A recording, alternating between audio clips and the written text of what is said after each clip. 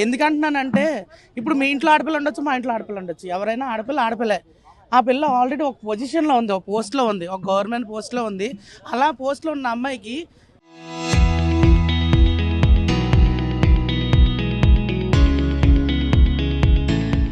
తప్పుగా చేయాల్సిన అవసరం లేదు, తప్పుగా డబ్బులకి వెళ్ళాల్సిన అవసరం లేదు. తన ఇంట్లో ఒక సపోర్టర్గా ఉంది, సపోర్టర్గా ఉండి సపోర్ట్ చేస్తున్న అమ్మాయి ఇప్పుడు సడన్గా లేదు అంటే తల్లిదండ్రులకి ఎలా ఉంటుందో ఆలోచించుకోవాలి. ఇప్పుడు అతను మామూలు పోస్ట్ అతను కాదు, అతను దేశాన్ని కాపాడాల్సిన వ్యక్తుల్లో ఒక వ్యక్తి, మన దేశాన్ని పరిపాలిస్తున్నప్పుడు కాపాడుతున్న వ్యక్తుల్లో ఒక వ్యక్తి. అంత మంచి పోస్ట్లో ఉండి ఇలాంటి తప్పుడు నిర్ణయం తీసుకున్నాడంటే అది ఎంతవరకు అన్నా అది ఆలోచించాలి. మీడియా అన్న వాళ్ళు కొంచెం సపోర్ట్ చేయండి. ఇది ఏంటంటే తండ్రి తరపున మేము మాట్లాడుతున్నాం. నేను ప్రీ ప్లాన్ ఎందుకు చెప్తున్నానంటే ఇది మామూలుగా అప్పుడప్పుడు ఏదో ఉద్రేకంతో జరిగిందైతే కాదు. ఎందుకంటున్నానంటే ఈ మాట ఉద్రేకంతో ఏ పని చేయాలంటే అప్పుడప్పుడు చేసి తను అందరి ముందు వ్యక్తపరచువాడు, కానీ ఇది అలా కాదు. ప్రీ ప్లాన్డ్గా ముందే ఎప్పుడు అనుకున్నాడో తెలీదు. కత్తులు కూడా ముందే ఆర్డర్ పెట్టుకుని, ఏ కత్తులు కూడా వెంటనే వచ్చావు ఆర్డర్ పెడితే అతను ముందే ఆర్డర్ పెట్టుకొని రెడీగా పెట్టుకొని ప్రీ ప్లాన్డ్గా పిలిచి మరీ చేసి దాన్ని కామప్ చేయడానికి దీన్ని బయట పెట్టేశాడు. ఎలా బయట పెట్టాడంటే తనంతట తను బయటపడలేదు కదా, తన ఫ్రెండ్ వచ్చి చెప్పేదాకా కూడా మీడియాకి తెలీదు, పబ్లిక్కి తెలీదు ఇలాగ అయిపోయిందని.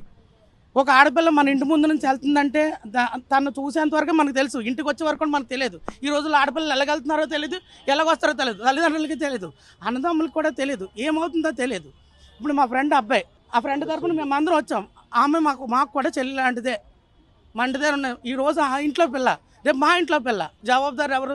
రవీంద్ర అన్న వ్యక్తి మాకు తెలియదు, ఆ థర్డ్ పర్సన్ మాకు తెలియదండి. ఆడపిల్ల తరపున మేము మాట్లాడుతున్నాము. ఎందుకంటే ఇప్పుడు సిచ్యువేషన్ జరిగింది మా ఇంటి దగ్గర, మా ఇంటి ముందు ఆడపిల్ల. ఇప్పుడు ఆ పిల్లని రేపు నుంచి మేము చూడాలనుకున్నా చూడలేము, తల్లిదండ్రులు చూడడానికి అవకాశం కూడా లేదు. ప్రీ ప్లాన్డ్గా ఎందుకంటున్నానంటే కత్తులు ఆర్డర్ పెట్టాడు, అది ఒక్క రోజులో వచ్చింది కాదు.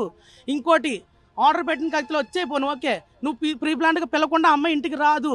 నీ భార్య లేని టైంలో చూసి నువ్వు పిలుచుకొని కావాలని చేసావు, చేసినాడు బయట పెట్టావు, అలా కూడా కాదు. లేదు గాబరమే చేసావంటే అది కూడా కాదు. ప్రీ ప్లాన్డ్గా ముక్కలు చేసి దాన్ని సగం బాటిల్ తీసుకెళ్ళి విడదీసి నువ్వు తీసుకొని వెళ్ళి ఫ్రిడ్జ్లో పెట్టుకున్నావు, స్టోర్ చేసావు. అంటే ఎందుకు స్టోర్ చేసుకున్నావు అంటే అది నువ్వు బయటకు వ్యక్తపరచకూడదని కామప్ చేద్దామని చేసుకున్న పని అది. అంటే నువ్వు ఒక పొజిషన్లో ఉన్నావు, నీకు తెలుసు న్యాయం ఏంటన్నది నీకు తెలుసు, లా అండ్ ఆర్డర్ ఏంటన్నది నీకు తెలుసు. తెలియని వ్యక్తి చేశాడు, ఒక ఉద్రేకమైన వ్యక్తి లోకల్ పర్సన్ చేశాడంటే ఒక అర్థం ఉంది. కానీ ఇక్కడ నువ్వు ఏడు చేసావంటే నీకు అన్నీ తెలుసు, లా అంటే ఏంటో తెలుసు, చదువుకున్న వ్యక్తి నువ్వు అన్ని చేసి ఇలాంటి పని చేసావంటే అర్థం ఏంటి? నువ్వు ప్రీ ప్లాన్డ్గా ముందు నుంచి చేసుకోవడానికి ఇచ్చేసుకొని ప్లాన్ చేసుకొని ఉన్నావు. తీసుకెళ్ళి లోపల పెట్టా, తల్లిదండ్రుల ఫేస్ కూడా చూపించుకున్నా, ఆ ఫేస్ని ఆ కాళ్ళని ఎక్కడో తీసుకెళ్ళి దహనం చేసావు. పోనీ ఆ విషయాన్ని బయటికి చెప్పుకున్నావా? చెప్పలేదు, దాన్ని కూడా కామప్ చేసావు. నీ ఫ్రెండ్ అన్నోడు బయటికి రాకపోతే ఈ సిచ్యువేషన్ అమ్మాయి మొత్తం కాలిపోయిన తర్వాత లేకపోతే ఇంకోటి ఏదో అయిపోయిన తర్వాత బయటకు వస్తుంది. మరి ఇలాంటివి జరగకుండా ఉండాలనే లా అండ్ ఆర్డర్ బయటకు వస్తుంది. ఇలాంటివి జరగకుండా అనిత గారు ఎన్నోసార్లు చెప్పారు కదా జరగకుండా. మరి పవన్ కళ్యాణ్ గారు ఇలాంటివి మరి ఏది ఎక్కడ జరుగుతున్నాయి? న్యాయం ఎవరు జరుగుతుంది? లోకంలో ఎన్నో జరుగుతున్నాయి కదా, ఇలాంటివి జరిగితే ఏదైనా న్యాయం చేస్తే కదా మనకి ఇలాంటి చేయకుండా ఉంటారు.